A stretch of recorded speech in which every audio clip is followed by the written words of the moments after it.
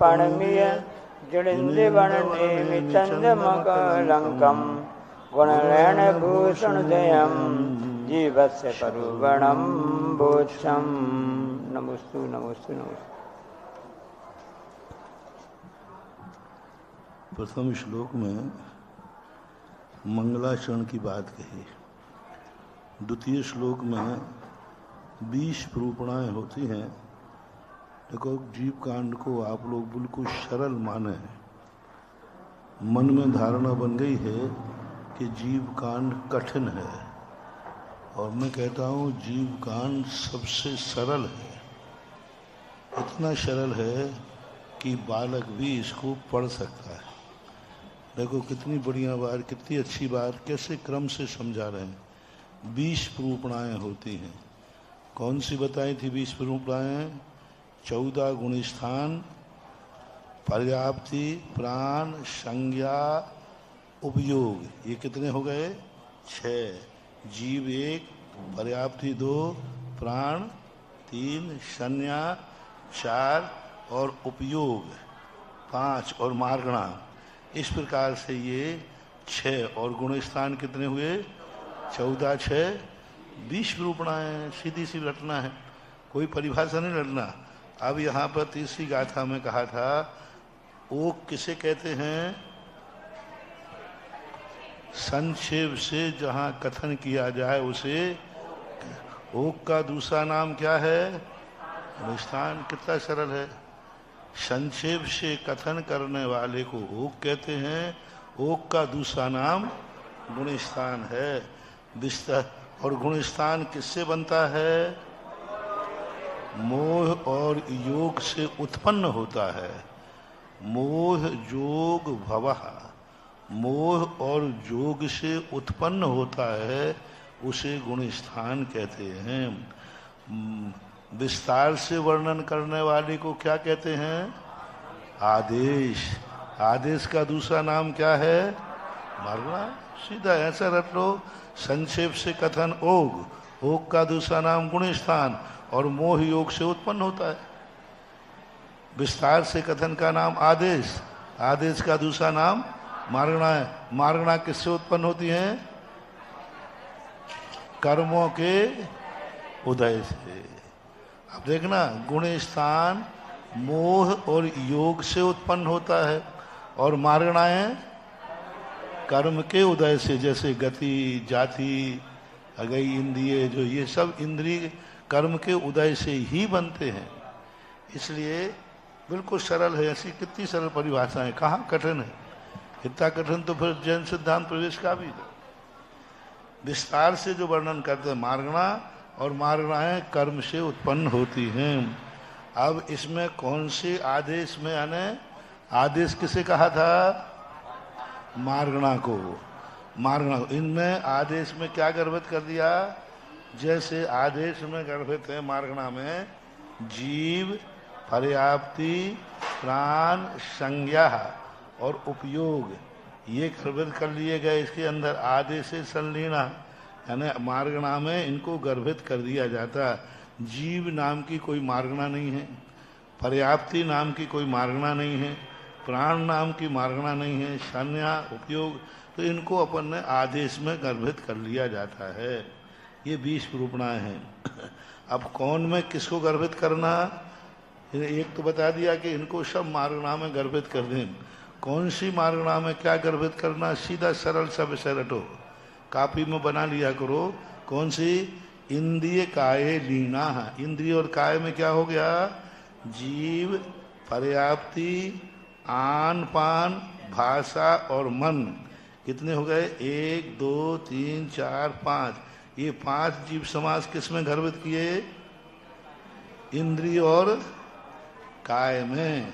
जैसे हमने कल बताया था ना कि एक इंद्रिय जीव, दो इंद्रिय जीव, पर्याप्ति, आन पान, भाषा और मन, ये काय में गर्भित हो जाते हैं। जोगे, जोग में क्या करना, जोगे काओ, जोग में, योग में, योग को किस में कर लिया, काय में। नाने अखा, ज्ञान में इंद्रिय को कर लिया, और आयु को किस में किया, मार्गणा स्थान में गर्भित कर दिया। अब जिसमें आहार आदि आता है, छठवीं गाथा में क्या कहा था, रति पूर्वक किया हुआ आहार नियम से माया में और लोभ में गर्भित होता है। अब जब जब तुम लोग चटकारे लेकर भोजन करो तो तुम्हारी कौन सी कसाय है, हाँ समझ जाओ। देखो इसको पढ़ने से ये फायदा है। अब तुम कहो कि बढ़िया भोजन बनाया है, चटकार दे के खा लो, खा लो, लेकिन मायाचारी करो उस समय मर गए तो त्रियंचों में जाओगे। भोजन करते समय नहीं, चटकारे लेते समय। मजा आ गया, बहुत बढ़िया भोजन बना, उसी समय आयु का बंद हो गया तो त्रियंच गति में पधारोगे। हाँ, रति पूर्वक आहार करने से मायाचारी और लोभ दोनों आते हैं। मायाचारी कैसे आएगी उसमें, मायाचारी यही है कि हमने पेट भरने के लिए भोजन बनाया था और तुम चटकारे ले रहे हो। भोजन काय के लिए बनाया था, भूख मिटाने के लिए, और तुम चटकारे ले रहे हो। तो यही तो बात है, किसी के लिए बनाया है और आप कुछ कर रहे हो तो ये मायाचारी है। राग भाव से कर रहे, राग से है ही। अब भय डर रहे हो तो उस समय क्रोध कषाय है।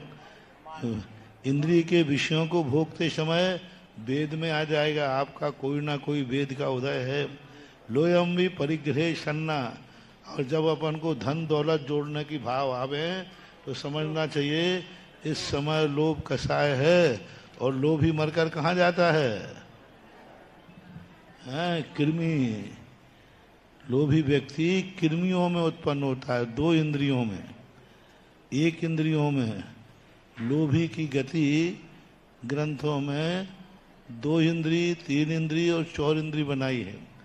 जो लोभी होते हैं जोड़ जोड़ के रखते हैं, जो जो गुबरीला होते हैं चौर इंद्री, मल के कीड़ा होते हैं कृमि, कृमि आदि। इसके लिए पूज्यवर शुभचंद्र महाराज ने ज्ञानाड़ों में कीड़ा बताया लोहे को, और वो भी भिष्टा का कीड़ा बताया, क्योंकि वह इस प्रकार से तो परिग्रह संज्ञा होती है। तो हमें परिग्रह रखना है, लेकिन अति गृद्धता नहीं करना है, ऐसा। तो इस प्रकार। और सागार उपयोग जो नानम्मी मग्गम्मी दंसने सम्मे, अच्छा जो साकार उपयोग है वो ज्ञान मार्गना में जाएगा, और अनाकार उपयोग है वो दर्शन मार्गना में जाएगा। ऐसा सीधी गाथाओं को 2-4 बार पढ़ो, अपने आप बैठ जाएगा। हिंदी पढ़ना है आपको, संस्कृत वाक्य नहीं। अब इनको एक भाव का कथन आया, गुण स्थान। आपने क्या कहा था अभी, गुण स्थान किससे बनते हैं, मोह और योग से उत्पन्न होते हैं। तो ये भाव क्या हैं, मोह और योग से भाव उत्पन्न होते हैं। ये भाव किससे बनते हैं, मोह योग से भाव बनते हैं। तो भाव की परिणति क्या है, कैसे उत्पन्न होती है। तो आचार्य कहते हैं जितने भाव हैं कर्मों के उदयादि, कर्मों के उदय से, उपशम से, क्षय उपशम से बनते हैं, ऐसे भाव इस प्रकार। और उन्हीं भावों का नाम क्या है, गुणस्थान। उन्हीं भावों का यानी गुणस्थान मोह योग से बनते हैं। और ये मोह योग काय से बनते हैं, मोह योग काय से बनते हैं, कर्मों के उदय से, उपशम से, क्षय से, क्षय उपशम से, इससे गुणस्थान बनते हैं। इतने सरल ढंग से पूज्यवर ने समझाया। सठखंडागम में तो बहुत कठिन है। अब गुणस्थान कितने होते हैं, देखो ऐसे रटो, अब अपन बिना देखे रट सकते हैं। संक्षेप से कथन करने वाले को क्या कहते हैं, ओग। ओग का दूसरा नाम क्या है, गुणस्थान। किससे बनते हैं, मोह और योग से बनते हैं। और विस्तार का नाम क्या है? आदेश का दूसरा नाम क्या है? मार्गणा किससे बनती हैं? कर्म के उदय से बनती हैं। अब कौन सी मार्गणा में कौन सी गर्भित करना है ये देख लेना। अब आगे वे मोह और योग किससे बनते हैं? मोह योग से गुण स्थान बनता है। अब प्रश्न आया मोह योग किससे बनते हैं? उदय से, उपशम से, क्षयोपशम से ये गुण स्थान बनते हैं। उदयादि, उदयादि से गुण स्थानों की, भावों की रचना होती है। अब गुण स्थान कितने होते हैं? 14 गुण स्थान होते हैं। मिथ्यात, साधन, मिश्र, अविरत, देशव्रत, प्रमत्त, अप्रमत्त, अपूर्वकरण, अनवृत्तिकरण, सूख शाम्प्राय, उपशांत, क्षीण कषाय, सयोग केवली, अयोग केवली। बस हो गए पंडित, देख लो ना, हो गए। हाँ, राजा बेटा पड़ गया। हाँ, बस यही तो रटना है। 14 गुण स्थान होते हैं। जहाँ 14 गुण स्थान तुम सुनाओगे ना कहीं, तो लोग अपने आप चुप बैठ जाएंगे और बढ़िया बड़ा पंडित है, ये बहुत बड़ा है। हाँ, ऐसा एक बार वो बहुत बड़ा संवाद जीते थे। केकड़ी के अंदर एक संवाद हुआ आर्यों में और जैनियों का, बहुत बड़ा संवाद था। अब वहाँ सामने वाले ने जिद कर दी हम तो संस्कृत में पढ़ेंगे, हम संस्कृत में बोलें, क्योंकि उनको मालूम है जैनी को संस्कृत आती नहीं है। तो उन्होंने संस्कृत में बोला श्लोक, हमारे श्लोक का जवाब दो। अब जैनी तो जैनी है और उनको प्राकृत नहीं आती थी। उन्होंने कहा ठीक साहब, आप संस्कृत में बोलो, हम प्राकृत में बोलेंगे। और उन्होंने संस्कृत में क्या बोला अपने कुछ पता नहीं। अपने एक व्यक्ति ने खड़ा हुआ और द्रव्य संग्रह की 10 गाथाएं पढ़ दी। बोले साहब हमने आपका उत्तर भी दे दिया, प्रश्न भी दे दिया, अब आप जवाब दो। जीव जीवम दब्बम जिनवर वसहेन जैन निर्दिष्टम देविंद बिंद बंदम वंदे संसदास जीवो वो घमो अमूर्तिकत्ता सदे परमाणु भूता संसारत्तो सिद्धो सो विश्व उड़ गई तिक्काले चदुपाणा इंद्रिय बलमाऊ आण पाण हुए भवहारा सो जीवो निश्चय नय दुद चेतना उपयोगो दुयपम नाना। और बस सारे के सारे जो आते बगने झांकने। बोले उत्तर भी दे दिया? बोले हाँ साहब।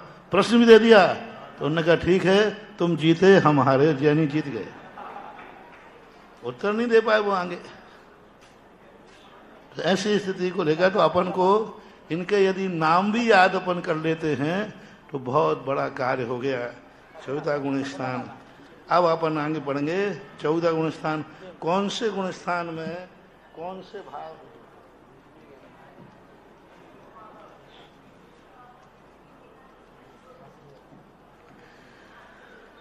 भावों को इन्होंने अलग से नहीं गिनाया, जैसे तत्वार सूत्र में गिनाया ना, और वो दूसरे अध्याय में आया ना पहला सूत्र, औप समय के, हाँ औप समय, हाँ पार नाम का ऊंचा, स्वतत्व महोदय पार नाम का ऊंचा, इस प्रकार से उन्होंने कहे। पर यहाँ ऐसा नहीं कहा 5 भावों को नहीं, क्योंकि वो जान रहे हैं कि ये 5 भावों को पढ़ के आए हैं, तभी ये यह ग्रंथ पढ़ रहे हैं। अब वे 5 भावों के नाम गिनाए बिना सीधा कहते हैं मिच्छे खलु हो दैया। विख्यात गुण स्थान में कौन सा है? औदैक भाव। दूसरे गुण स्थान में कौन सा है? पारनामिक भाव। तीसरे में क्या है? मिश्र भाव। और अविरत गुण स्थान चौथे गुण स्थान में क्या है? तीनों भाव, औपसमिक, क्षयोपशमिक और क्षयिक, तीनों भाव होते हैं। ये पहले 4 गुण स्थान किस कर्म की अपेक्षा हैं? पहले 4 गुण स्थानों में जो भाव गिनाए गए, औदैक, पारनामिक, मिश्र और 3 भाव, तो ये किस कर्म की अपेक्षा लगाए गए? दर्शन मुनि। सदा ध्यान रखना 4 गुण स्थान दर्शन मोहिनी की अपेक्षा है। यहाँ दर्शन मोहिनी का उदय है सो औदैक है, दर्शन मोहिनी का उदय नहीं है तो पारनामिक है, और दर्शन मोहिनी का उदय मिला हुआ है सो मिश्र है, और दर्शन मोहिनी का उपशम है तो औपशमिक सहायक है। दर्शन मोहिनी का कर्म का लगाना है। 4 गुण स्थानों में जब भी लगाओ तो दर्शन मोहिनी के उदय, उपशम और क्षय और मिश्र इनकी अपेक्षा से लगते हैं। दर्शन मोहिनी का चारित्रम नथि जद हो अविरत अंतेषु ठाणेषु। चारित्र का चौथे गुण स्थान पर चारित्र नाम की चीज वहां नहीं होती है। कल हमने कहा था चारित्र का अर्थ नहीं कि उनको आचरण भी नहीं होता, कुलाचार भी नहीं होता। यहाँ चारित्र का अर्थ है प्रतिमाएं नहीं होती हैं। जैसी प्रतिमा लेते हैं तो जीव चौथे गुण स्थान से ऊपर उठ जाता है। इस प्रकार का कल का हमने रिवीजन करा दिया 12 गाथाओं का। अब 13वीं गाथा अपन पढ़ते हैं। मिच्छोदयेन मिच्छत्त ये नहीं देश बिरदे पमत्ते इधरे वा खवोब समीय भावोदू। खवोब समीय भावोदू सो खलु चारित्र मोहम पडुच्च भणियम तहा उबरिम देश बिरदे पमत्ते इधरे वा खवोब समीय भावोदू सो खलु चरित्र मोहम पडुच्च भणियम तहा उबरिम। अभी जैन दर्शन की कोड भाषा है कि देश व्रत से ऊपर प्रमत्त गुण स्थान इधर यानी अप्रमत्त गुण स्थान में कितने भाव होते हैं? नियम से कितने? क्षयोपशमीय भावो। इसमें क्षयोपशम भाव होता है। क्यों? अब आप प्रश्न उठाओ कि पंचम चौथे गुण स्थान में 3 भाव और पंचम गुण स्थान में 1 भाव। वहां तो 3 भाव कहे, यहाँ 1 ही भाव कहे जा रहा है, तो पंचम गुण स्थान में तो घाटा हो गया। नहीं, क्योंकि यहाँ चारित्र मोहिनी की विवक्षा है। वहाँ दर्शन मोहिनी की अपेक्षा 3 थे, यहाँ चारित्र मोहिनी की अपेक्षा से यहाँ दर्शन मोहिनी की अपेक्षा 3 भाव तो यहाँ भी हैं। कोई उपशम सम्यक दृष्टि, अनादि मिथ्या दृष्टि एक साथ पंचम गुण स्थान में पहुँच सकता है। अनादि मिथ्या दृष्टि एक साथ छठे 7वें गुण स्थान में पहुँच सकता है। उपशम भी घट जाएगा, छायक भी घट जाएगा, क्षय उपशम भी घट जाएगा। लेकिन यहाँ पंचम गुण स्थान से किस कर्म की विवक्षा है? चारित्र मोहिनी। यहाँ चारित्र मोहिनी का ना तो उपशम है ना क्षय है, क्षयोपशम है। क्योंकि यहाँ पर चारित्र मोहिनी कर्म के क्षयोपशम के कारण से पंचम गुण स्थान में क्षयोपशम भाव है। वो ये प्रश्न करेगा कि चौथे में 3 यहाँ क्यों? बोलो वो दर्शन मोहिनी की अपेक्षा है और यहाँ चारित्र में। तो अब कितने हो गए? तो 1 भाव। कौन से गुण स्थान में? पंचम गुण स्थान में कौन सा भाव है? हाँ, और छठे 7वें गुण स्थान में नियम से, छठे 7वें पंचम गुण स्थान में नियम से क्षयोपशम भाव ही होता है, ऐसा मानना चाहिए। अब क्षयोपशम भाव कैसे होता है बता दें। सो खलु चारित्र मोहो, चरित्र मोह क्यों यहाँ होता है? क्योंकि यहाँ चारित्र मोहिनी की विवक्षा है। पडुच्च यानी प्रत्यय, भणियम प्रतीत, पडुच्च यानी प्रतीत भी है, पडुच्च यानी ऐसा वहाँ प्रतीत होता है। देखो बहुत अच्छी बात है, एक पडुच्च शब्द डाला इन्होंने। पडुच्च का अर्थ बहुत बड़ा मार्मिक है। वहाँ पर जो कहा था दर्शन मोहिनी क्या है? पडुच्च। वहाँ दर्शन मोहिनी की प्रतीति होती है। मिथ्यात्व का मेरा क्षय हो गया, चारित्र की प्रतीति नहीं होती। पंचम गुण स्थानवर्ती को सम्यक दर्शन की प्रतीति नहीं होती 24 घंटे, चारित्र की प्रतीति होती है। खाने बैठेगा मेरी प्रतिमा है, चलेगा मेरी प्रतिमा है। मुनि महाराज को कभी सम्यक दर्शन की प्रतीति नहीं आती, उन्हें चारित्र की प्रतीति आती है। सम्यक दर्शन तो बहुत छोटा हो गया, चारित्र बड़ा हो गया। छोटा बल्ब और बड़ा बल्ब जलेगा तो हमारी छाया किस तरफ जाएगी? बड़े क्षेत्र की तरफ जाएगी। तो ऐसे बड़े की तरफ, मतलब जिस तरफ बड़ा है छाया उस तरफ जाती है। मुनि महाराजों को कभी सम्यक दर्शन की अनुभूति नहीं होती, उनको 24 घंटे चारित्र की अनुभूति होती है। प्रतीति में आता है मैं मुनि हूँ, मेरी ईर्ष्या समिति है, भाषा समिति है, मुझे देख के चलना है, मुझे सत्य बोलना है, आदि आदि। सम्यक दर्शन है, लेकिन चारित्र बड़ा होता है, सम्यक दर्शन छोटा होता है। सम्यक दर्शन तो कहीं भी प्राप्त कर लो, सम्यक दर्शन कोई बड़ी चीज नहीं है। सम्यक दर्शन तो कुत्ते, बिल्ली, सांप, छछूंदरों को चारों गतियों में हो जाता है। नार की भी कर ले, मनुष्य भी कर ले, त्रियंच भी कर ले, सांप, बिच्छू, छछूंदर, चूहा, छिपकुली, इन सबको सम्यक दर्शन हो जाता है। कुत्ते बिल्लियों को सम्यक दर्शन हो जाता है, लेकिन चारित्र सबको नहीं होता। चारित्र मात्र 84 लाख योनियों में मनुष्य को ही प्राप्त, देशवृत त्रियंचों को भी कुचित प्राप्त होता है, ऐसा मानना चाहिए।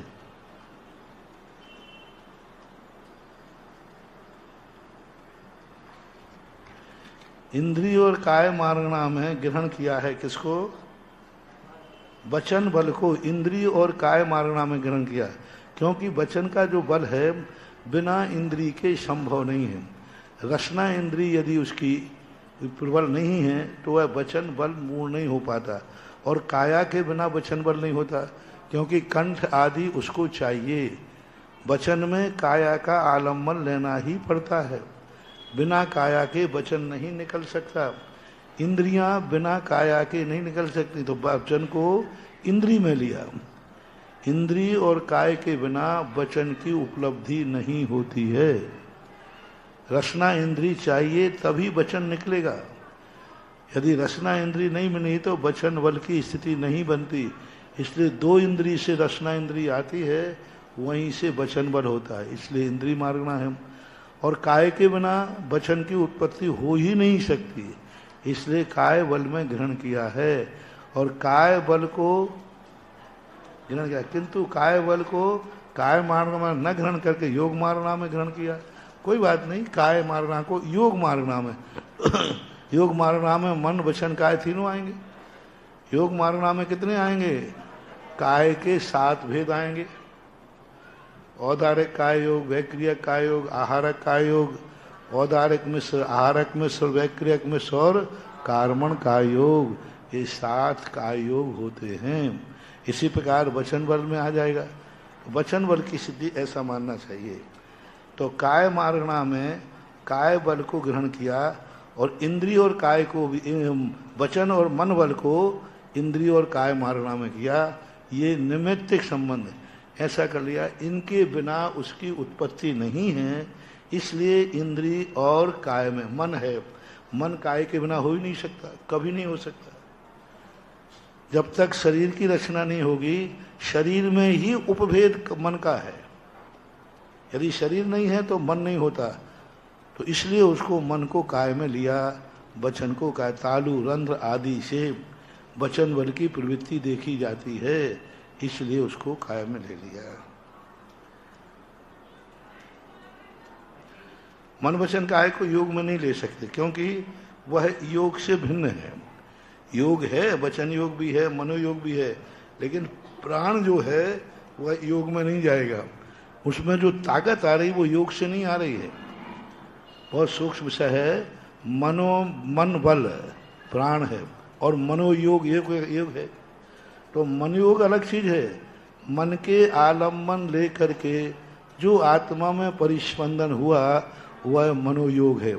लेकिन जो ताकत आई मनोयोग में, वो ताकत योग से नहीं आई। ताकत जो आई है वह काय मार्गणा से आई है, इंद्रिय मार्गणा से आई है। जैसे उंगली हिला रहा हूं मैं, लेकिन उंगली हिलाना तो अलग चीज हो गया, लेकिन हिलाने की ताकत कहाँ से आई? इंद्रिय और काय मार्गणा से आती है। इसलिए वचन तो बोलेंगे हम, लेकिन वचन में बोलने की ताकत किससे आई? काय से। गला ठीक है तो हम बोल लेंगे, ऐसा मानना चाहिए। तो देश वित्त है देश वृत्ति है प्रमत्ते है। काय मैंने कहा ना, काय बल अलग चीज है और काय मारना अलग चीज है। काय जो मारना है वहाँ कौन सी काय आती है? षट काय। काय मारना में क्या आता है? षट काय। पृथ्वी काय, वनस्पति काय, अग्नि काय, वायु काय, जल काय और तस काय। तो वो काय मारना में आए। अब बल को कहाँ ले जाएं? बल तो शरीर से संबंध रखता है ना, तो वो वहाँ पृथ्वी काय आदि अलग चीज है और काय, इसलिए उसको काय मारना में नहीं लिया गया है। दर्शन मोहिनी की वक्षा है वहाँ। अब तो 3 घटा दिए ना चौथे भाव में, उपसंभाव, छह उपसंभाव, छायक भाव। मूल गाथा में देखो ना 3 भाव लिखे,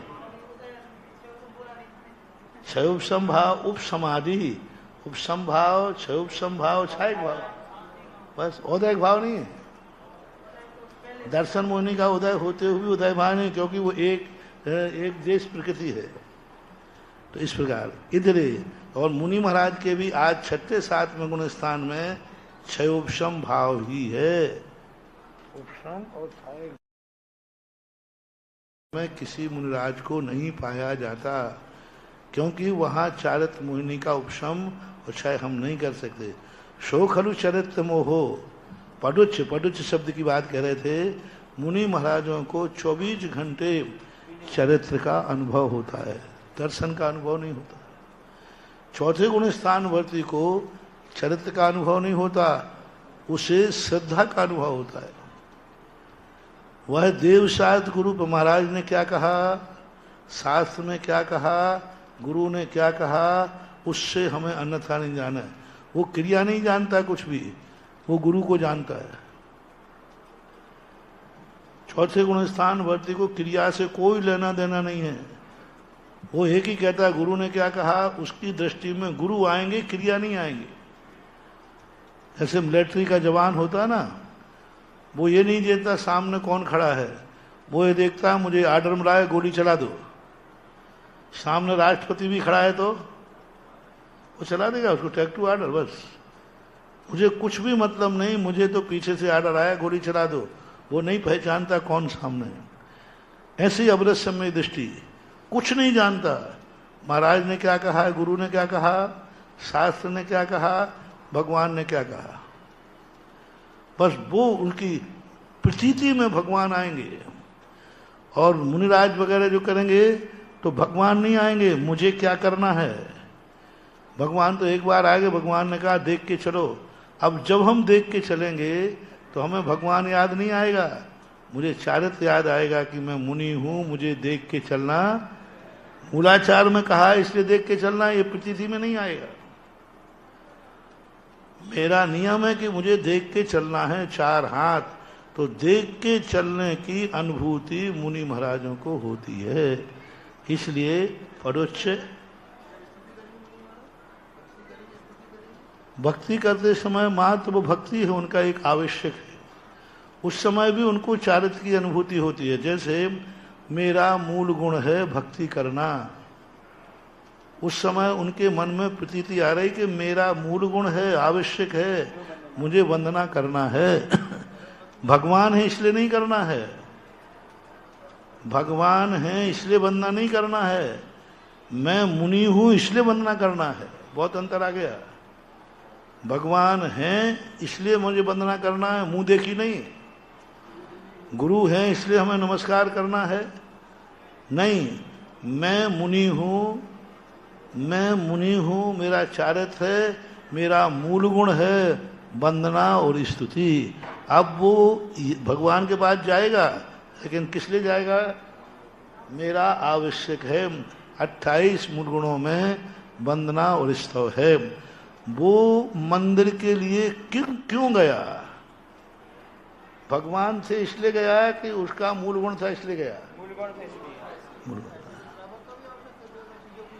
श्रावक के आवश्यक है ही नहीं कहीं, श्रावक का तो आवश्यक है, उसकी कोई वंदना नियम नहीं, भगवान है सो जाना है, हमारा अभिषेक है, गंधोदक चाहिए है, उसकी कुछ ना कुछ भगवान की अपेक्षा है, अपनी भगवान की अपेक्षा नहीं है। जैसे वो मंदिर जाएगा तो गंधोदक चाहिए है, हमें अपनी पूजा करके पुण्य कमाना है।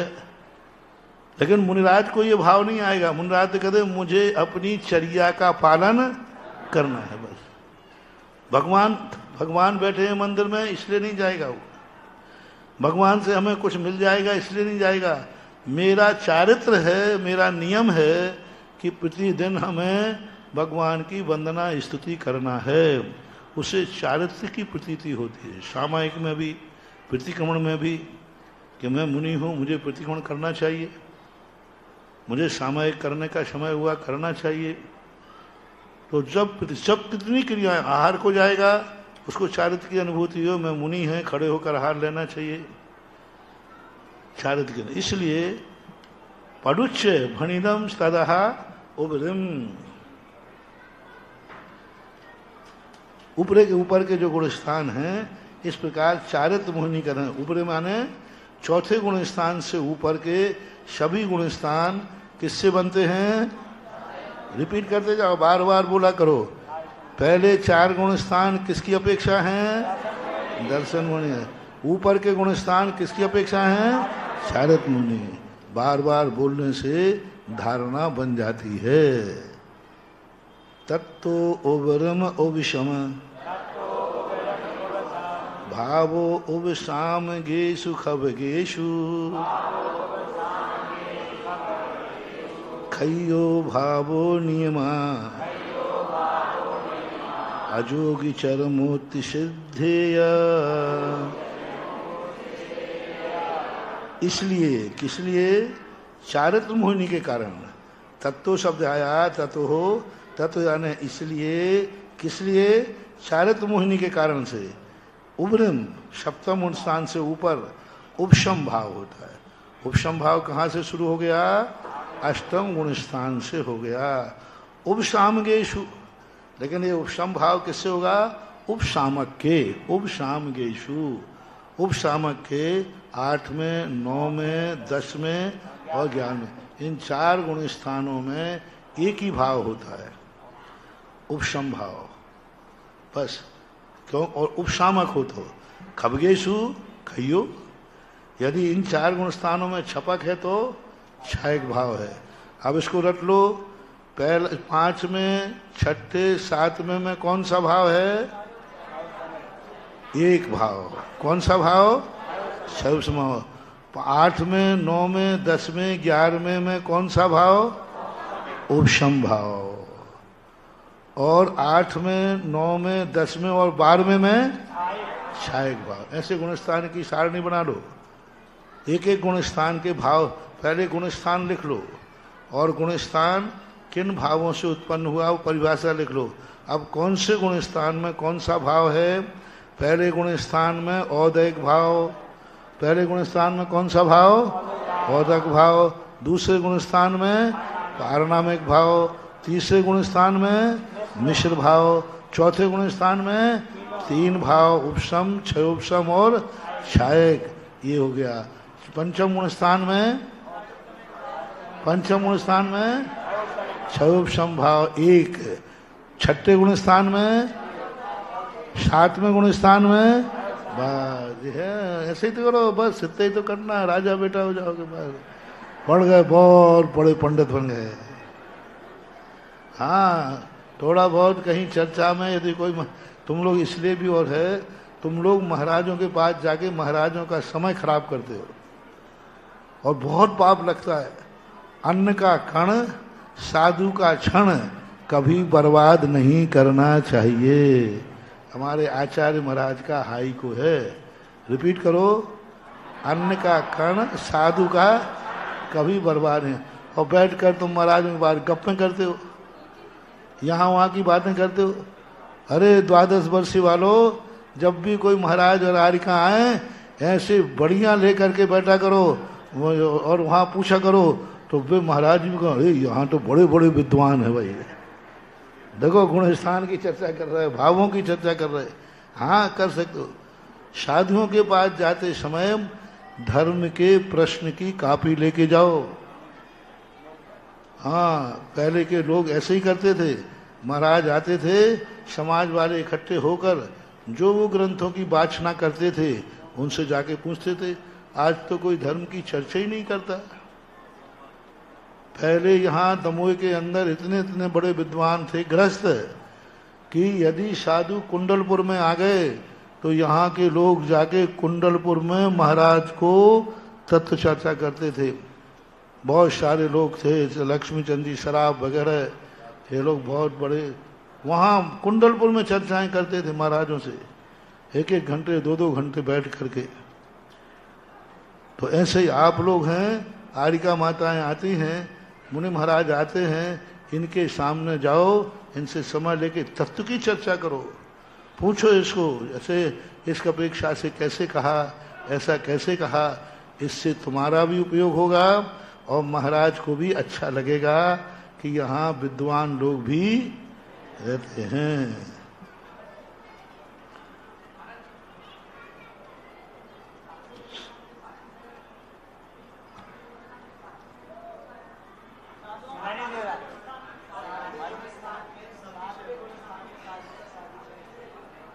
सप्तम मूल स्थान में चारित्र मुनि का कोई भी उपशम नहीं होता। चाहे सातिशय मत हो चाहे नरतिशय हो, सप्तम मूल स्थान में कोई भी कर्म का उपशम नहीं है, क्योंकि वह आधा प्रवृत्त करण कहलाता है। इसलिए वहां अष्टम मूल स्थान से ही कर्मों की उपसामना चालू होती है। खयो भाव में अजोग चरमोत सिद्धेय, और कहाँ तक जाते हैं ये छायक भाव?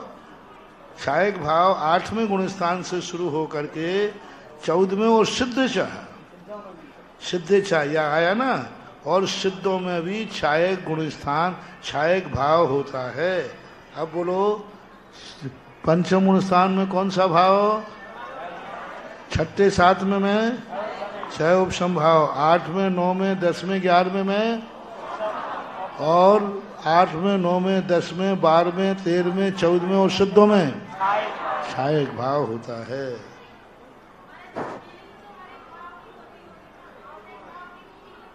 औदिक भाव की फीलिंग नहीं होती क्या? औदिक भाव की तो फीलिंग होती है, हमेशा ही होती है, और उदय की तो होती ही है। कर्म के उदय का फीलिंग आती है, मेरे इस कर्म का उदय है। मुनीश्री शिव कोटि महाराज को नमोकार मंत्र का ज्ञान भी नहीं था, तब वह भक्ति और वंदना आदि जो स्तवन रहते हैं वह कैसे करते थे? तो फिर यदि वो नहीं करते थे तो फिर उनके कर्म उनके जोड़ो, अपन तो अच्छे पढ़े लिखे हैं, अपन तो पढ़ रहे हैं, उनकी क्या चिंता कर रहे हैं? तो फिर उनके 28 मूल गुणों का पालन कैसे होता था? उनके 28 मूल गुण अपने से अच्छे पालते थे, वे श्रद्धा करते थे, जो प्रतिक्रमण करते थे उनके हाथ जोड़े ऐसे बैठे रहते, भैया धन है। श्रद्धा की शक्ति थी उनमें। 28 मूल गुण भावनात्मक होते हैं, वो भी करते हैं। जैसे त्रियंश लोग पंचम गुण स्थान की क्रियाएं कैसे पालते हैं? भावात्मक। 5वें गुण स्थान तक तो आपने दर्शन चारित्र का बोला है ना कि वह श्रद्धा के चौथे गुण स्थान तक तो श्रद्धा की कोटि में आएगा, पर 6वें गुण स्थान 5वें गुण स्थान के बाद तो चारित्र मोहिनी की प्रधानता। चारित्र की अनुभूति होती है। प्रतिमाधारी आते हर क्रिया में रहेगा, मैं प्रतिमाधारी हूँ, मुझे 16 का खाना है, मर्यादित खाना है। हर क्रिया में वो कपड़े धोएगा तो नदी में सीधा नहीं कूदेगा, अरे नहीं यहाँ हिंसा हो जाएगी। 24 घंटे उसकी अनुभूति, उसी से तो असंख्यात गुणी निर्जरा होती है, क्योंकि हर क्रिया में उसे प्रतिमाएं याद आ रही, हर क्रिया में। अब मुनिराज उठे, पीछे उठा के उठे, परिमार्जन किए, तो ये सब मिच्छोदयेन मिच्छत, मिच्छोदयेन मिच्छत, मसद्दहनम तु तच्छ अत्थानम, ये यंतम विविनीयम विनयम संशयदमन्नानम, मनन्नानम संशयद मन्नानम, ये यंतम विविनीयम विनयम संशयदमन्नानम।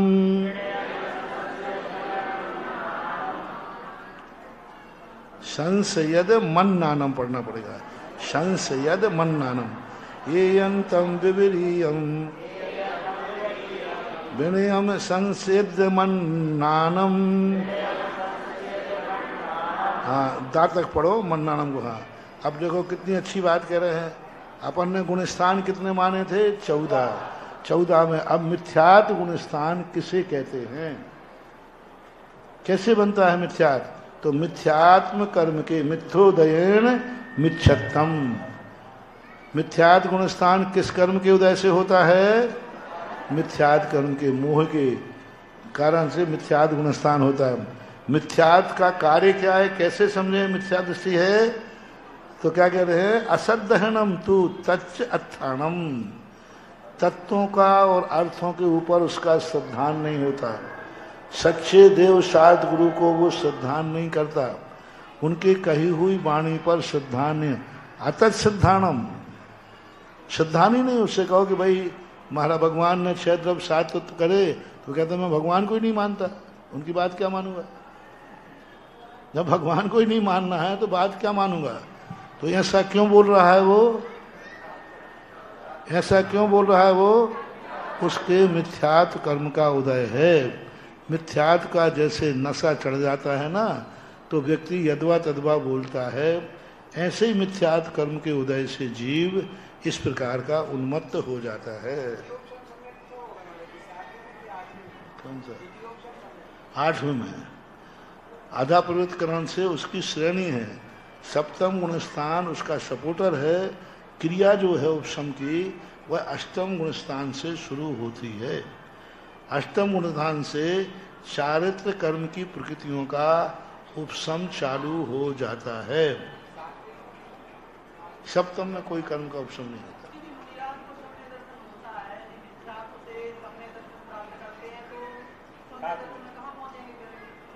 सप्तम स्थान में, लेकिन वहां दर्शन होने की विवक्षा नहीं है ना।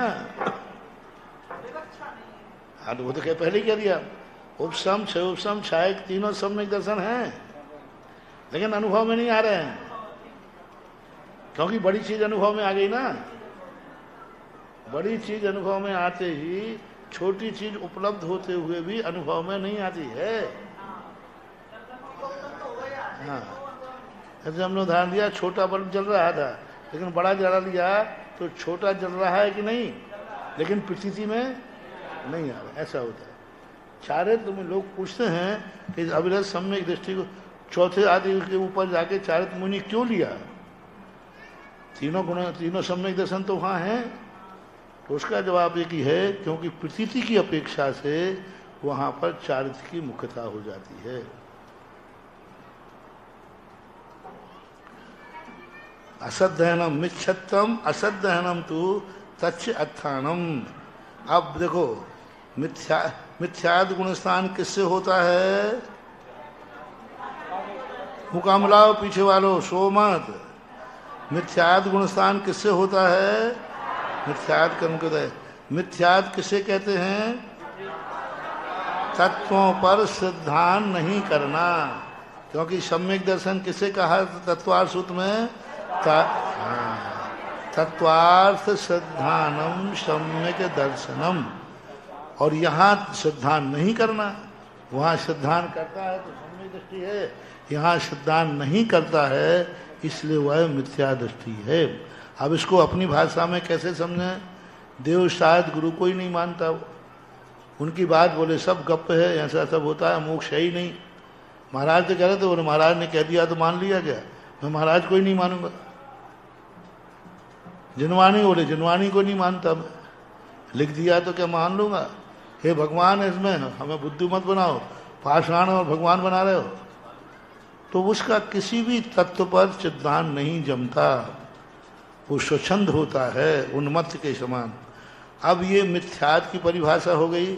अब मिथ्यात कितने प्रकार का होता है? 5 प्रकार का। देखो 24 ठाना चल रहा है, 24 ठाना जैसा विषय है। 5 प्रकार का मिथ्यात है। एकांत, विपरीत, वैनिक, संशय और अज्ञान। आलोचना में भी आता ना, कांत विनय के ज्ञान बस यही है सब जगह। तो अब एकांत मिथ्यात्व किसे कहते हैं? एकांत अभी इसके अनुसार अलग बताएंगे अपन समझाने। एकांत यानी नय निरपेक्ष, यही है, अन्य प्रकार नहीं हो सकता। ऐसा एकांतवादी, जैसे वर्तमान में कंजाइष्ट लोग होते ना, ये एकांत मिथ्या दृष्टियों में आते हैं। एकांत मिथ्या दृष्टि में क्यों आते हैं? क्योंकि एक ही नय को मानते हैं। अपने जैनियों में एकांत मिथ्या दृष्टि कौन है? पंडित जी साहब टोडरमल जी ने बहुत अच्छी एक बात कही मोक्ष मार्ग प्रकाशक में, निश्चयाभासी और व्यवहाराभासी। निश्चयाभासी कौन है? जो व्यवहार के बिना निश्चय को माने वो निश्चयाभासी, और जो निश्चय को नहीं माने वो व्यवहाराभासी। व्यवहार की क्रियाएं सब कर रहा है, कुछ भी नहीं, कहीं गड़बड़ी नहीं है, लेकिन वो निश्चय को मानते ही नहीं, व्यवहाराभासी। और व्यवहार को मानते ही नहीं, व्यवहार तो है, निश्चय को मानता है, वो निश्चयाभासी। ये लोग सब निश्चयाभासी हैं, क्योंकि ये निश्चय को ही मानते हैं। निश्चय को ही सब कुछ है, निश्चय की ही शरण लो, निश्चय ही सब कुछ है। ठीक है, निश्चय सब कुछ है, लेकिन व्यवहार भी कोई चीज, हाँ ये भी पक्का है, व्यवहार में सुख नहीं है, सुख तो निश्चय में ही है। लेकिन तुम्हारा जब आप खुद कह रहे हो कि व्यवहार में सुख नहीं है, तो दुख है तो काय को माने? कभी कभी सुख ना हो तो भी मानना पड़ता है। मैंने उदाहरण दिया, जयपुर में लोगों ने कहा महाराज आप व्यवहार में सुख मानते हो या कि दुख? मैंने कि दुख। तो महाराज यही तो हम मानते हैं। हमने कहा नहीं, आगे गड़बड़ी है। हम दुख, जो जिस जिस चीज में दुख है वह त्याज्य नहीं है। अब महाराज जब दुख की चीज है तो त्याग देना चाहिए। मैंने कि नहीं, आप एक बताओ, शेयर करना महिलाओं, भोजन बनाने में सुख है कि दुख बनाने में? बोलो ना, दुख है। तो और खाने में, आज से सब लोग भोजन बनाना बंद करो, क्योंकि भोजन बनाने में दुख है। और जिस जिस चीज में दुख होता है वो कार्य, बस आज के बाद कोई भोजन बनाएगा नहीं, बना हुआ खाएगा नहीं, और फिर जम के डकार लेके खाओ, खूब खाओ, क्या खाक खाओ। भोजन बनाने में दुख है, रिक्स है, सिलेंडर फट सकता है, हाथ जल सकते, कुछ भी हो सकता है। लेकिन भोजन बनाए बिना खाने का आनंद आने वाला। इसी प्रकार व्यवहार में दुख है, व्यवहार क्रिया रूप है, लेकिन व्यवहार के बिना निश्चय तक हम पहुंच हेतु नियत को हुई। व्यवहार हेतु है। तो ये उदाहरण सबसे अच्छा है। संभालना निश्चय, खाना निश्चय है, संभालना किसे है? व्यवहार को। उदाहरण, घी, मटके में घी रखा है, अब आप गिरने लगे तो किसे पकड़ोगे? तो मटका खाओगे क्या? नहीं नहीं, निश्चयाभासी क्या करेगा? जैसे गिनो तो वो अरे घी खाने हैं तो वो घी को पकड़ेगा, और घी को पकड़ा, मटका गिर गया, हाथ में कुछ नहीं, चिकना चिकना बंद आ गया, बाहर खा लो, अब चाट लो इसी को। ये है निश्चयाभासियों की दशा। और अनेकांत वाला क्या कहेगा? नहीं, खाऊंगा तो घी, लेकिन संभालूंगा किसे? मटके को पकड़े रहेगा। अरे भाई मटके को क्यों पकड़ रहा है? मटका खाना है क्या? तो जैन तत्व वाला कहता है खाना तो घी है, संभालना बस। आनंद तो निश्चय में है, लेकिन क्रिया में व्यवहार को छोड़ना नहीं। यदि छोड़ दिया एकांतवादी कहलाओगे। कितने व्यवहाराभासी हैं जो निश्चय को जानते ही नहीं, समझने नहीं चाहते। पूजा पाठ कर ली, माला फेर ली, बस हो गया धर्म, कुछ नहीं हुआ, ये स्वर्ग तक ले जाएगा। पूजा पाठ कर ली सब, कभी भगवान की पूजा खूब करता है, कभी पूज्य बनने का भाव नहीं आया।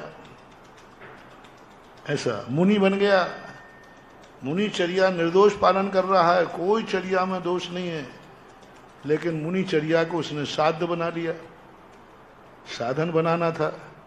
नहीं, मुनि धर्म धारण करना हमारा लक्ष्य नहीं है, हमारा सिद्ध बनना लक्ष्य है। मुनि पना तो साधन है। जो रिपीट करता हूं, जो साधन को ही साध्य मान लेता है वह एकांत मिथ्या दृष्टि है। जो साधन के बिना साध्य मान लेता है वो एकांत मिथ्या दृष्टि है। रास्ते के बिना, जीना के बिना जो मंजिल पर पहुंचना चाहता है वो एकांत मिथ्या दृष्टि। जो मंजिल पर पहुंचनी नहीं चाहता, जीना पर ही बैठ के सो जाता है, वो भी एकांत मिथ्या दृष्टि है। इसलिए विपरीत मिथ्या दृष्टि, विपरीत यानी उल्टा, ऐसा हो ही नहीं सकता, संभव ही नहीं है। लोग विपरीत मिथ्या दृष्टि मानते हैं, विपरीत पना मानते हैं, हो ही नहीं सकता ऐसा। अनंत भगवान कबलाहारी होते हो ही नहीं सकता, असंभव वाली बात है। कबलाहार मानते हैं, अनंत भगवान कबलाहारी, ऐसा हो ही नहीं सकता, ना आज तक हुआ है और ना। तो ऐसा विपरीत पना मानना, विनय वैनय, अरे भाई अपन झगड़े टंटे में नहीं पड़ते, सब ठीक है। कोई बकरा काट रहा है वो भी ठीक है, क्योंकि उसके भी धर्म बुद्धि है। कोई किसी को बुरा नहीं कहना। दुनिया में जितने मान्यताएं हैं सब अपनी अपनी अपेक्षा से ठीक है। वो बकरा काट रहा है तो हाँ कोई बात नहीं, वो भी ठीक है, हाँ वो भी ठीक है। कोई पत्थर बाबा को पूज रहा है, बोले ठीक है। कोई मजार को पूज रहा है, कोई किसी को पूज रहा है, कोई कहीं अगरबत्ती लगा रहा है, कोई आला पूज रहा है। ये सब जितने भी हैं ये सब पृथ्वी, और सबको ठीक मानता है। हाँ इसको भी ठीक मानता है, ये वैनिक कहलाता है। संशय किसी को नहीं मानता, बोले मेरा तो सब धर्म गप है, हमारा तो किसी पर श्रद्धान है ही नहीं, क्योंकि सब में अज्ञान मिथ्या दृष्टि। अज्ञान मिथ्या दृष्टि का अर्थ है अज्ञान पूर्वक। वो कोई धर्म नहीं कर रहा है, बस करता है अज्ञान पूर्वक। ये पांचों मिथ्यात, कई लोग ये गृहीत मिथ्यात के भेद मानते हैं। ऐसा उनका मानना ठीक नहीं है, क्योंकि आसव के 57 आसव के द्वार कहे हैं, उनमें 5 मिथ्यात भी लिए हैं, और ये अनादि अनंत कालीन हैं। तो ये गृहीत मिथ्यात के भेद नहीं है, अगृहीत में भी होते हैं।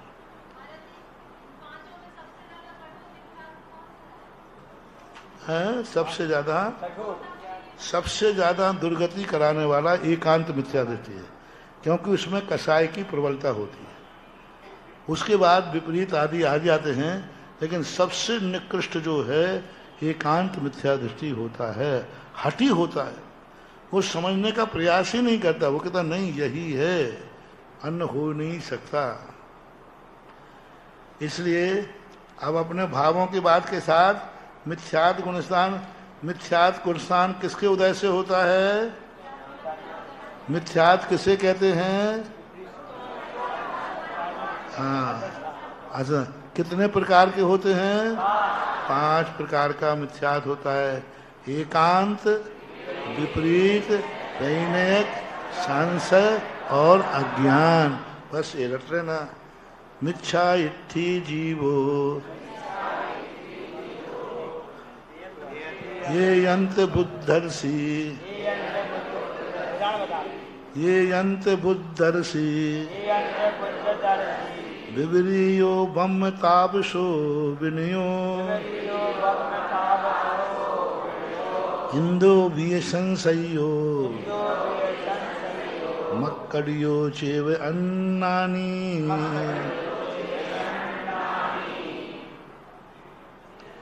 एकांत में बौद्ध आएंगे, क्योंकि वो एकांत से वस्तु को क्षणिक मानते हैं बौद्ध। हालांकि नित्य मानने वाले भी हैं, अद्वैतवादी नित्यवादी भी हैं, जो सांख्य मत नित्यवादी हैं और बौद्ध मत क्षणिकवादी हैं। ये कहते हैं सब कुछ मिटता है, इसमें कोई स्थिरता नहीं है। क्षणिकवादी है। कबीर ऐसे ही अवसादवादी, कबीर के लिए अवसादवादी कहा है। अवसादवादी का अर्थ होता है उसमें सब में किसी में रस नहीं है, उसको सब चीज मिटती हुई देखते हैं। तो कबीर अवसादवादी कवि कहलाते हैं। इनका क्या है, चलती चक्की देखकर दिया कबीरा रोज, दो पाटन के बीच में। ये अवसादवादी कहलाते हैं। सब कुछ मिटता है, कुछ नहीं है इस तरह में, जो इस दो पाटों में आया वो मिटेगा।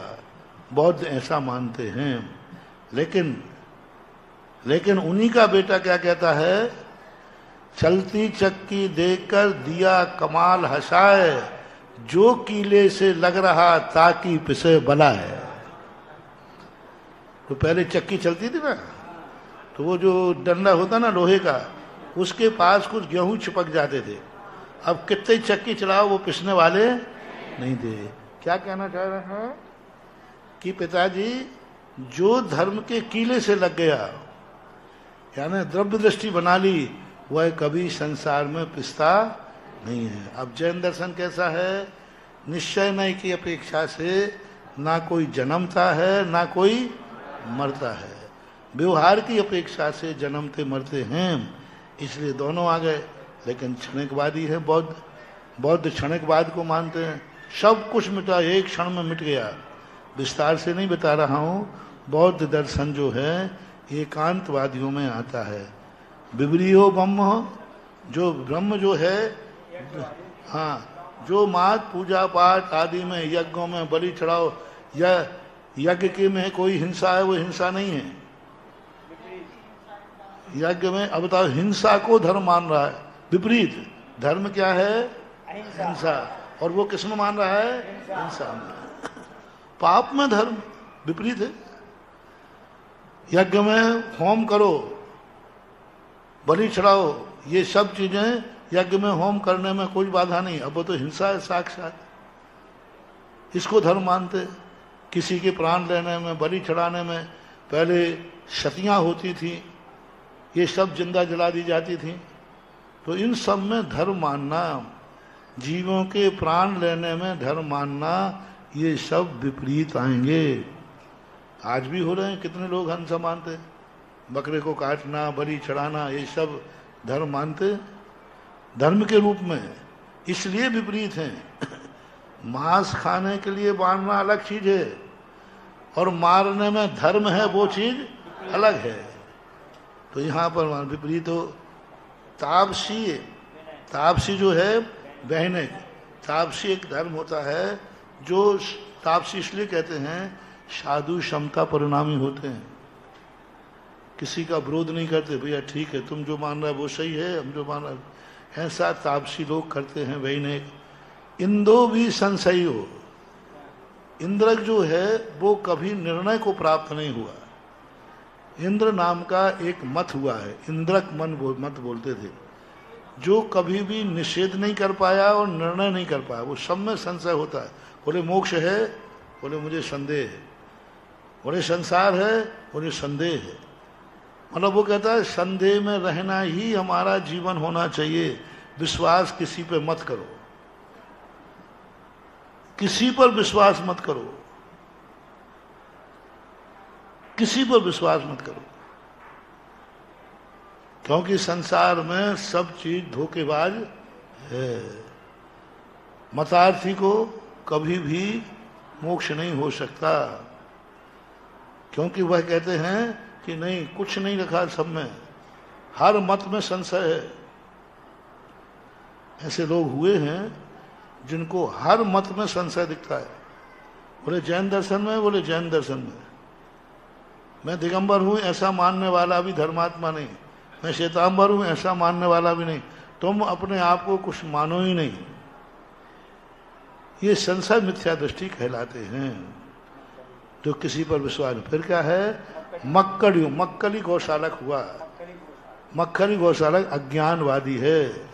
अज्ञानवादी ये है क्योंकि ये भगवान के नाम से, भगवान ने आज हमें ऐसा देखा होगा तो ऐसा होगा।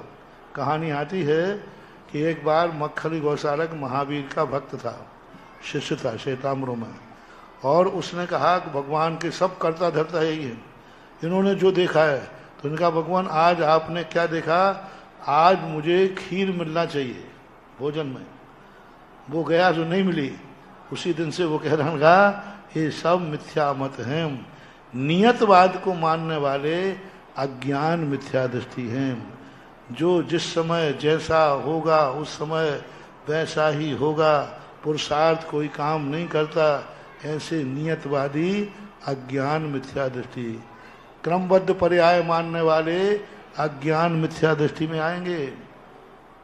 हाँ, इनके कई मिथ्यात हैं इनके, एक नए को मानते हैं तो एकांत मिथ्या दृष्टि, और नियतवाद को क्रमबद्ध पर्याय को मानते हैं, इसलिए अज्ञान मिथ्या दृष्टि है। क्रमबद्ध पर्याय सब कुछ नियत है, ऐसी अज्ञान मिथ्या दृष्टि है। इस प्रकार से ये 5 मिथ्या दृष्टियों के नाम।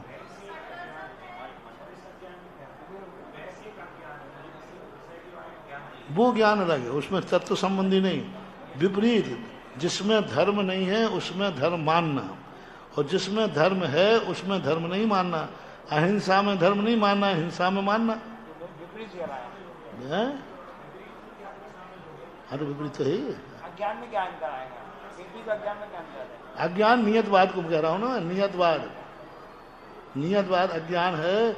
अज्ञान नियतवाद मानता है वो कि ऐसा जानते ही नहीं है कि भगवान ने क्या क्रमबद्ध पर्याय है। क्रमबद्ध पर्याय को वो जानते ही नहीं है कि पर्याय क्रमबद्ध होती हैं, फिर भी वो मान रहा है।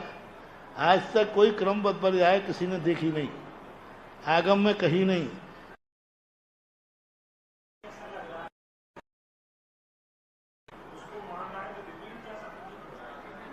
नहीं, विपरीत का अर्थ ऐसा नहीं है। विपरीत का अर्थ है जिसमें धर्म नहीं है उसको धर्म मान रहा है, और जिसमें धर्म है उसको नहीं मान रहा, ये विपरीत है। अज्ञान भाव में तो वो कुछ जानते ही नहीं है, फिर भी मान तो रहा है। आप इस संबंध में क्या जानते हैं? मुझे कोई पता नहीं है। आप इस संबंध में क्या जानते हो? मुझे कुछ पता नहीं। मान क्यों रहे हो? सब मान रहे हो इसलिए मैं मान रहा हूं। यूं मान लो अपन समझने के लिए। वो उस संबंध में कुछ भी नहीं जानता है, सभी लोग मान रहे थे तो मैंने मान लिया, ये अज्ञान में जाएगा।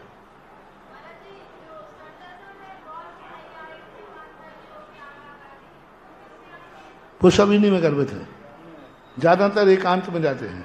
हाँ, लेकिन यज्ञ वाले जो हैं, हाँ बोल भाई, चले बस है?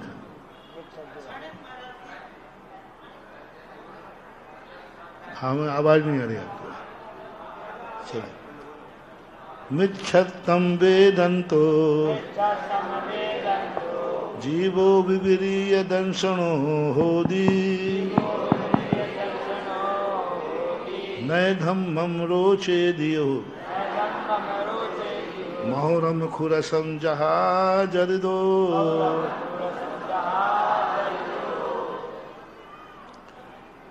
कैसे कहते हैं? मिच्छत्तम वेदन्तो, प्रकारांतर से उसकी बात बताते हैं, जो मिथ्यात का वेदन करता है।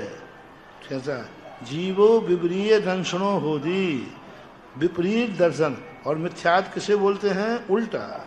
मिथ्यात का अर्थ क्या है? उल्टा।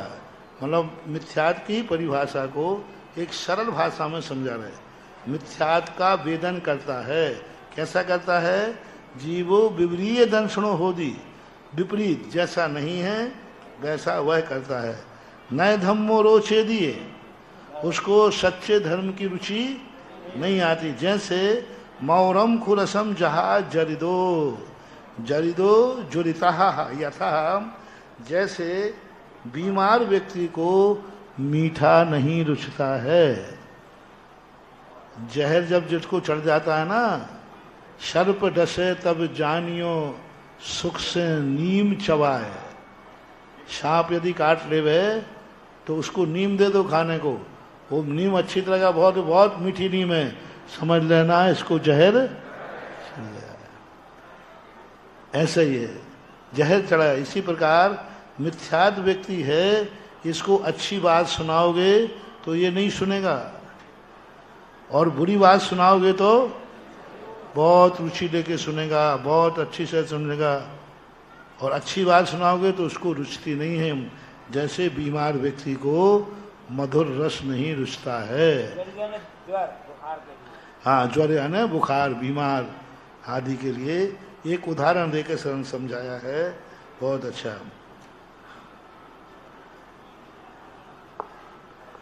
मिच्छा इत्थि जीवो उभयर्थम पवण्यम न सद्धयति सद्धयति असद्भावम उभयर्थम वा अणुभयर्थम।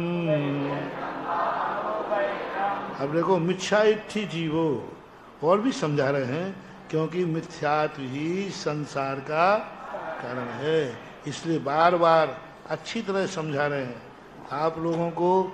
देखो, आप लोग जैन होकर के सम्यक, कितने भाग्य हैं तुम्हारे, पूर्व भाव में आपने पुण्य किया था, आज सच्चे देव साध, उसके बावजूद भी थोड़ी सी विपदा आ जाए, पता नहीं कहाँ कहाँ अगरबत्ती लेके घूमते हो, कहाँ कहाँ धोख देते हो, पता नहीं क्या क्या करते हो।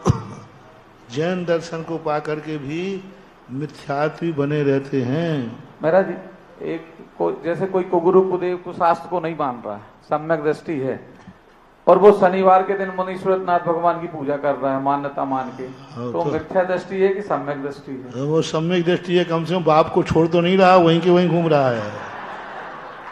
हाँ, केशव वर्णी जी ने लिखा है इसी ग्रंथ की टीका में कि बूढ़े की लकड़ी, यानी बूढ़ा क्या करता है, लकड़ी को छोड़ता तो नहीं है, लेकिन हाथ कप रहा है कि नहीं, तो बूढ़े की लकड़ी के समान 24 के बाहर तो नहीं जाएगा, लेकिन वो 24 में ही भेद कर देगा। शांतिनाथ शांति के दाता, पारसनाथ संकट के हरता, मुनिराज शनि मुनि से ये भेद, लेकिन उससे कहो 24 के बाहर नहीं, 24 के बाहर तो नहीं जाएगा। इन्हीं तीर्थंकरों में भेद करता है तो भी उसका सम्यक दर्शन नहीं जाता है। देखो देखो, दूसरों अभी तो भेद कर रहे थे सम्यक मिथ्या का, लेकिन उसमें उन्होंने सम्यक में भेद डाल दिया। मुनि सुब्रतनाथ को अलग कर दिया, पारसनाथ को चलेगा सम्यक दर्शन। कम से कम एक चोर था, उस चोर ने दीक्षा ले ली। अब चोर ने दीक्षा ली तो उसके मन में तो रात होती बस उसको नींद नहीं आवे, लेकिन अब वो क्या करे साधु, तो वो क्या करे, रात में उठे, सभी महाराजों के पीछे कमंडल एक दूसरे के पास रखा हुए, सब महाराज हो गए तो इनकी उठा के यहाँ रख दिया।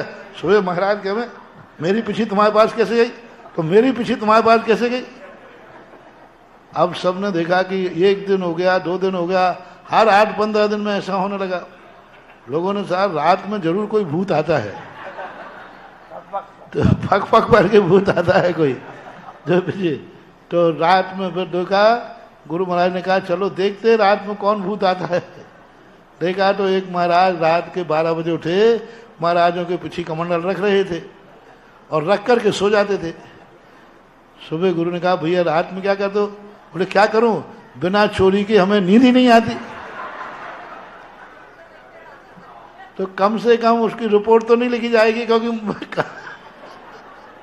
उठा धरी की तो कहाँ की, इसकी पीछे उसके बाद, उसकी पीछे इसके बाद, ज्यादा प्रायश्चित नहीं मिला, थोड़े में काम। ऐसे ही तुम लोग चोर हो, सब में फूट डालते रहते हो, तो इधर भगवान में भी चलेगा चलेगा, कोई बात नहीं। कम से कम भगवान के बाहर तो नहीं, इसको मिथ्या दृष्टि नहीं कहना। हाँ, नवग्रह विधान, नवग्रहों की पूजा मत करो। नवग्रह की शांति के लिए जिनेन्द्र देव की पूजा बताई गई है। जैसे अनिष्ट की शांति के लिए शांति विधान बता देना कि भाई शांति विधान कर लो, तो इसको मिथ्यात्व नहीं। लेकिन भक्ति की उत्कृष्टता नहीं है, आपने भेद डाल दिया तो उत्कृष्टता तो नहीं है, लेकिन मिथ्या दृष्टि भी नहीं माने जाओगे। महाराज जी नमस्ते। मिथ्या इत्थि जीवो। हाँ, स्वाध्याय आदि के द्वारा कसाई की मंत्रता से आत्मानुभूति की जा सकती कि नहीं, और ऐसा मानना क्या मिथ्या है? स्वाध्याय से कभी आत्मानुभूति नहीं होती है। आत्मानुभूति स्पष्ट रूप से चारित्र से होती है। कुंद भगवान ने भी यही कहा, सभी आचार्यों ने, चारित्र के बिना अनुभूति नहीं। स्वाध्याय से कल्पना की जा सकती है, चिंतन किया जा सकता है, स्वप्न देखा जा सकता है, लेकिन स्वाध्याय से अनुभूति नहीं। स्वाध्याय तो प्रवृत्ति है, जैसे पूजा कर रहा है ऐसे स्वाध्याय कर रहा है, दोनों में क्या अंतर है? जो ध्यान करते हैं अपन, उसमें जो आनंद आता है, जो आप जैसे शिविर में आनंद आना अलग चीज है, आत्मानुभूति नहीं है। नहीं, वो आनंद तुम्हें किसका आ रहा है? शब्दों का, पूजा का, परिणति का। लेकिन आत्मानुभूति जब होती है, इसको हमने बताया था एक दिन कि उस समय जो आत्मा का वो चिंतन करते करते आत्मा में तद्रूप हो जाता है। अभी अपन को जो अनुभूति होती है ज्ञानानुभूति, ज्ञेयानुभूति, आत्मानुभूति तक तो बहुत क्षण कभी कभार कुचित खजाजत। वो भी मुनिराज जब सप्तम गुण स्थान में पहुंचते हैं, एक आध क्षण के लिए वह आत्मा को स्पर्श करते हैं। आज भी है, आज भी वह सप्तम गुण स्थान वर्ती अप्रमत दशा में आत्मा का अनुभव है। लेकिन उसका काल इतना कम है कि उस काल से हमारे कर्मों की उपशम और क्षय नहीं हो पाता। वो काल में इतना कम है कि हम ऊपर छलांग नहीं लगा पाते, फिर हम नीचे लौट आते। पर वो सप्तम गुण स्थान आत्मानुभूति बहुत कम। ज्ञानानुभूति और ज्ञानानुभूति तो सदा चलती रहती है, अभी भी चल रही है, लेकिन वो आत्मानुभूति का काल बहुत कम है, इसलिए स्वाध्याय में नहीं हो सकती। मिथ्याइठ्य हो गए पवयण, मिथ्याइठ्य जीव उपदिष्ट जो प्रवचन है उन पर श्रद्धान नहीं करता है। सदैव सब भावम, और जो उल्टे भाव हैं उनको सिद्धान करता है। उभयट्टम व अणुवयट्टम, अनुपदिष्ट जो उल्टा कोई उपदेश दे रहे हैं उन पर करेगा, और जो उपदेश नहीं दिया है उनको भी करेगा, लेकिन जो सच्चा उपदेश दिया जा रहा है वो नहीं करता। कर्म डसे तब जानियो जिनवाणी न सुहाय, के ऊंगे के लड़ मरे, के उठ घर खो जाए। हाँ, या तो वो सोएगा और या फिर बाजू से, और नहीं तो फिर उठ के महाराज जी अब जीव कान सुना रहे, अपन तो चलते हैं, जितनी देर में सो लेंगे बीच में से। इस प्रकार के उनको तो 18वें नंबर के श्लोक नींद छोड़ के आए महाराज जंगल वाले। हाँ, ये आगे, लेकिन कोई ना कोई तो नींद निकाल रहा होगा यहाँ बैठे। भगवान करे कभी नहीं आवे। जिनवाणी के स्मरण करते समय हमेशा एक ही भाव करो। अरे एक शब्द कान में पड़ गया, एक भी पड़ गया, जीवन धन्य हो जाता है। ज्ञान कहीं से भी कैसे भी मिले, सोना कीचड़ से भी उठाओ तो भी सोने का मूल्य तो सोने का ही है। कहीं से भी अपन को एक अक्षर मिल रहा है, उठा लो, पता नहीं कौन से अक्षर में कल्याण हो जाए। जरूरी नहीं कि अपन पूरे समझ पाए, पूरा समझ में तो गणधर परमेष्ठी को भी नहीं आएगा, पर जितना समझ में आ रहा है उससे वंचित मत रहो। देखो अब तुम लोग पढ़ने बैठे हो तो कुछ तो समझ में आ रहा है कि नहीं आ रहा है? इतना सरल करके कर रहे हैं। देखो मिथ्याद के 5 भेद हो गए, इस प्रकार मिथ्या दृष्टि कौन है ऐसा समझ में आ रहा है। आदिमसत नहीं, कौन सी गाते है ये ना, आदम सम्मतद्धा समयादो छवलत्तिवा शेषे अन्नदरुदयादो नास्य सम्मूर्ति शासनखोसो। अब देखो 3 गाथाएं 4 गाथाएं मिथ्यात की कही। कैसे कही? 15वीं गाथा, 16वीं गाथा, 17वीं गाथा, 18वीं गाथा, ऐसे भी रटा करो किस गाथा में किसका वर्णन है। तो मिथ्यात संबंधी कितनी गाथाएं हैं? 4 गाथाएं। पहले में मिथ्यात का स्वरूप और मिथ्यात के 5 भेद कहे, दूसरे में मिथ्या दृष्टियों के उदाहरण दिए, तीसरी और चौथी में मिथ्यात के स्वरूप को विस्तार से समझाया है। अब मिथ्यात गुणस्थान हो गया, दूसरा गुणस्थान कौन सा था? शासादन। शासादन गुणस्थान क्या होता है? सो देखो क्या कहते हैं, आदिम सम्यक्तो, आदिम सम्यक का अर्थ होता है प्रथमोपशम सम्यक्तो।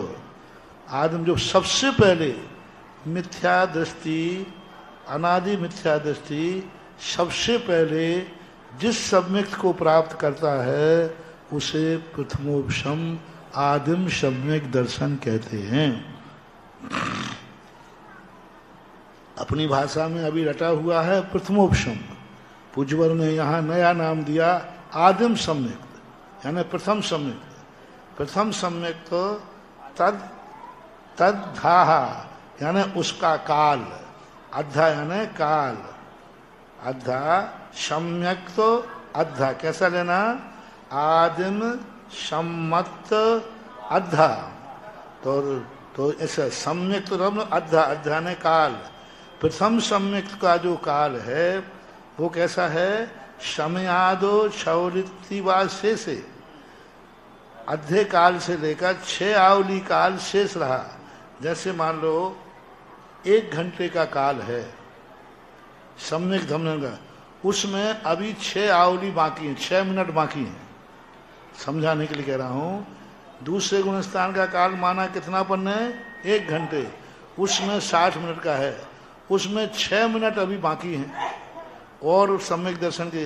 लेकिन उस समय वो कसाय का तीव्रदय आ गया, वो नीचे गिर गया, अभी गिरना नहीं था, लेकिन 6 मिनट पहले ही कसाय का तीव्र अन्न आने आने अनंतानुबंधी, अन्न दर उदयादो। अनंतानुबंधी के कितने भेद हैं, क्रोध, मान, माया और लोभ। इन 4 में से किसी एक का उदय आया। प्रत्याख्यान अप्रत्याख्यान संज्ञा नहीं लेना, क्योंकि अन शब्द कह दिया, अन अनंतानुबंधी। अनंतानुबंधी में से किसी एक का उदय। कसाएं कभी चारों एक साथ उदय में नहीं रहती हैं, बंद तो चारों का होता है, उदय एक का ही होगा। तो अन्न दर अनंतानुबंधी का एक उदय होने से क्या हुआ है, नासीय सम्मो, सम्यक दर्शन का नाश हो गया। इसलिए अनंतानुबंधी को क्या कहलाता है, अनंतानुबंधी एक ऐसी प्रकृति है कन्या के समान है। कन्या ससुराल चली गई, गोत बदल दिया, लेकिन पता नहीं कब लौट के आ जाए, कोई ठिकाना नहीं, आएगी नहीं, निर्णय तो हो चुका है, लेकिन अंत में संकट आने पर कन्या कहाँ लौटती है। ये अनंतानुबंधी कषाय ऐसी ही है, ये 2 मुखी है, कन्या के समान पीहर भी है, ससुराल भी है। ये चारित्र मोहिनी को भी घातती है और दर्शन को भी घातती है, 2 मुखी कहलाती है। उदाहरण नासिय सम्मोति सांस रखो, अब उसको कौन रखे, मिथ्याद गुणस्थान कहता है आपको इतने समय के लिए आप ऊपर चले गए खाली। जैसे कोई व्यक्ति आपका स्थान खाली करके जावे, बोले कितनी देर बाद, अब 1 घंटे बाद, और 1 घंटे के पहले आ जावे तो दिक्कत पड़ेगी कि नहीं, क्योंकि वो जब तक तुमने दूसरे को बुक कर दी। तो ऐसा इसमें होता है। सम्यक दृष्टि एक अंतर मुहूर्त को कह के गया था अब मैं मिथ्यात्व में नहीं आऊंगा, और वो 6 मिनट पहले कसाय का उदय आ गया। तो अब बीच में जो क्या है, ये प्रतीक्षालय है। साधारण गुणस्थान उनके लिए है जो बिफोर टाइम आ गए। आना 1 घंटे बाद था, 6 मिनट पहले आ गए, तो सास नखो, वो शासन गुणस्थान कहा जाता है। अब शासन की परिभाषा बनाओ।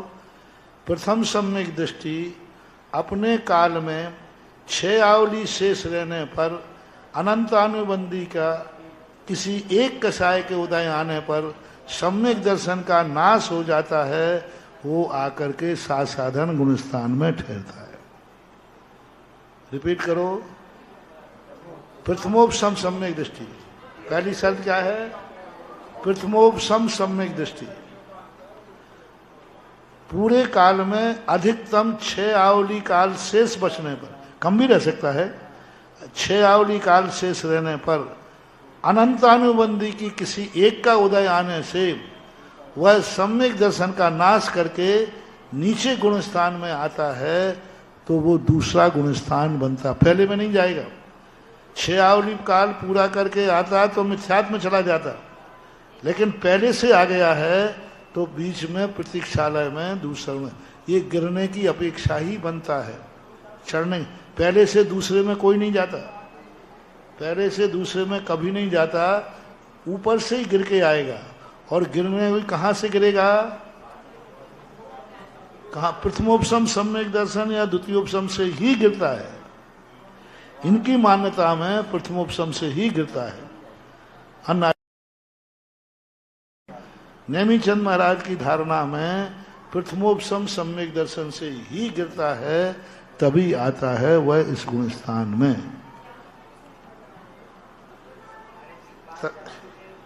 तत्तो ओवरिम सम्मतरयन पव्यय शहरादो मिच्छ भूमि समिमुख मोहो नासिय सम्मत्तोषो शासन नामो मुने यब्बो। शासन गुण स्थान को और सरल करके समझा रहे हैं। सम्यक्त रयन, सम्यक तो रत्न रूपी पव्य, शहरादो सम्यक तो रत्न रूपी, यानी ये सम्यक रूपी रत्नों का पर्वत है जिसको बड़ी मुश्किल से ऊपर चढ़कर पहुंचा था शिखर पे। वहां से क्या हुआ, मिच्छ भूमि सम अभिमुहो, वो वहां जाकर के मिथ्यात के अभिमुख हुआ, यानी गिर गया। नासिय सम्मतोषो, और सम्यक दर्शन का नाश किया। मिथ्यात में आया नहीं, अभी मिथ्यात के अभिमुख हुआ। आएगा नियम से, लेकिन अभी मिथ्यात में आया नहीं है। और कहाँ से गिर गया है, उतर के नहीं आ रहा है। मिथ्या दृष्टि में जो आएगा तो उतर के आएगा। जिस क्रम से चढ़ा था उसी क्रम से वो उतरता है। जिस क्रम से वह स्थिति कांडक अनुभाग गांडक किए थे उसी क्रम से लौटता है। लेकिन कभी कभी कुछ जीव जो हैं ऊपर पहुंच जाते हैं और ऊपर से उतर नहीं पाते हैं और धड़ाम से चढ़े तो क्रम से थे, लेकिन उतरने के 2 तरीके हैं, सीढ़ी बाई सीढ़ी उतरो, नहीं तो वहीं से कूद पड़ो।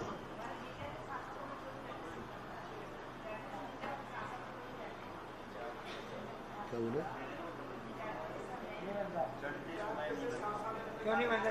चढ़ते समय क्यों नहीं बनता? क्योंकि वो गिरने के लिए चढ़ते समय उसके किसी अनंत मिथ्या दृष्टि जब चढ़ेगा तो अनंतानुबंधी का नाश करेगा कि उदय आएगा? वो तो जैसे ही मिथ्यात के अंतिम समय में होता है तो अनंतानुबंधी कसाय को दबा देता है। उस समय उदय बन ही नहीं सकता, गिरते समय बनता है। इसलिए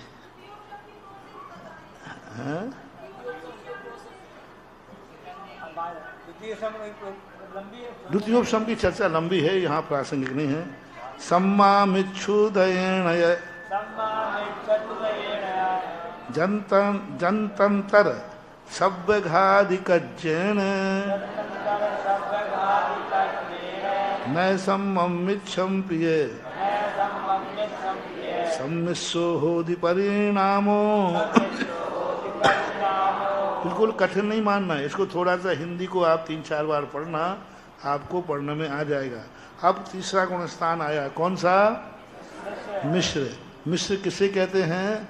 सम्यक के परमाणु और मिथ्यात के परमाणु दोनों मिलकर के एक प्रकृति, अलग अलग नहीं है। जैसे 2 चीजें मिला दी जाएं तो एक नई चीज बन जाती है। अब वो ना तो जैसे हल्दी और चूना को मिला दें तो लाल रंग हो जाता है, तो ना तो वो हल्दी है ना चूना है, हल्दी भी है और तीनों चीजें। इसको बोलते हैं जात्यंतर। जात्यंतर तो इसको बोलते हैं सम्मामिच्छुदयेन। पानी बन गया, वो पानी थे नहीं, हवा बन गया।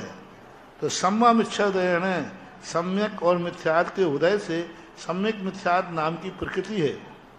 प्रकृति है, जब मिथ्यात के टुकड़े करते हैं तब सम्यक मिथ्यात नाम का एक टुकड़ा बनता है। कुछ मिथ्यात के बन जाते हैं, कुछ सम्यक और मिथ्यात। अब ये कैसे कहे जाते हैं टुकड़े में? जिनमें थोड़ा विषय कठिन है, जिनमें चतुर्थ स्थानीय अनुभोग पड़ा रहता है, विष हलाहल के समान, वे तो मिथ्यात्व में जाते हैं। लेकिन कुछ परमाणु उसमें गुड़, शर्करा, खांता, नीम और कटुक, नीम है, कांजीर है, विष है और हलाहल है। इनमें क्या होता है कि सम्यक प्रकृति में नीम और उसके फल होते हैं कांजीर के, लेकिन सम्यक मिथ्यात्व में क्या होते हैं? कांजीर और नीम के भी दाने हैं और विष हलाहल के भी दाने हैं, दोनों मिलकर के सम्यक मिथ्यात्व की प्रकृति कहलाती है, जिसको बोलते हैं जाति अंतर। जाति अंतर, अपनी जाति को छोड़ दिया। हल्दी ने भी अपनी जाति छोड़ दी कि नहीं? चूने ने भी अपनी जाति, दोनों ने अपनी जाति छोड़ दी, एक नई जाति बन गई, अमृत धारा। कपूर नहीं, अजवाइन का फूल नहीं, पेपरमेंट नहीं, तीनों मिलने के बाद एक नई जाति बन जाती है। नए सम्यम इच्छम प्रिय, इस प्रकार से नए सम्यक तो ना सम्यक है और ना मिथ्यात, इसे सम्या मिथ्या होदि परिणामों, इसे सम्यक मिथ्यात का परिणाम कहते हैं। दही गुण में वामिश्रम वैभावम नेव कारदुम शक्तम एवं मिश्य भावो सम्मा मिच्छोतिना दब्बो। उज्ज्वल दूसरा उदाहरण दे रहे हैं, दधि गुण बहुमामिश्यम, जैसे दधि और गुण को मिलाकर के एक पुद भावम, अलग से एक नया भाव बन जाता है। कारिदुम शक्कम, अब इन दोनों को अलग करना संभव नहीं है। यदि दधि गुण मिला दिया जाए, अब मिलाने के बाद कहे कि अब अलग करो, तो वे अलग होने वाले नहीं। ऐसे ही सम्यक के परमाणु और मिथ्यात के परिणाम न इसी मिश्र भाव, एवं मिश्र भावो, इसके प्रकार से इसको मिश्र भाव जानना चाहिए। सम्मा मिच्छोति नादब्बो, सम्या मिथ्यात जानना चाहिए।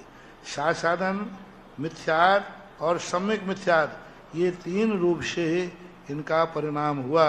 कल 12 रही थी एक और, जो सो संयमना गिन्नदी देश संयमम बाण बंद दे आऊ सम्मम वा मिच्छम वा परिवज्य मरदिनी मैंने। अब इनमें क्या कहा? गुणस्थान में होने वाली विशेषता। अब इसमें क्या है? सो संयम, तीसरे गुणस्थान है अभी, सो संयम ना गिन्नदी, यह गुणस्थान वाला क्या होता है? ना तो संयम ग्रहण करता है, ना देश संयम में होता है। देश संयमी भी नहीं उसमें नहीं, ना बंद दे आयु, तीसरे गुणस्थान में क्या क्या नहीं होता है? संयम नहीं होता है, देश संयम भी नहीं होता है, और आयु का बंधन, सम्मम भी नहीं होता है, मिथ्यात भी नहीं होता है। बहुत अच्छी गाथा है। सम्यक्त भी नहीं होता है, मिथ्यात भी। परिवज्य मरदि नियमेन प्रतिपद म्रियते नियमेन, और इस गुणस्थान में मरण भी नहीं। जिनको बचना है वे तीसरे गुणस्थान में चले जाएं, लेकिन इसका काल कितना है?